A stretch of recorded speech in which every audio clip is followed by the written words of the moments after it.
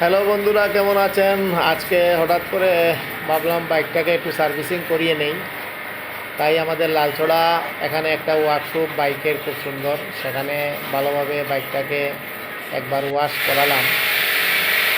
আর তারা খুব সুন্দরভাবে কাজ করে দিল, আমার অনেক পছন্দ হলো। অবশ্যই আপনারা সেখানে গেলেও ভালো সার্ভিস পাইতে পারেন।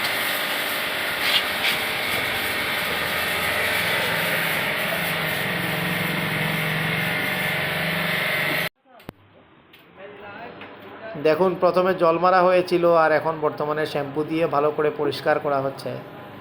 বাইকটা আমার বাবার খুব পছন্দের বাইক ছিল। যাই হোক, বাইকটাকে আমি যত্ন করে রেখেছি। আপনারা দেখলেন বাইকটাকে কীভাবে সার্ভিসিং করানো হলো।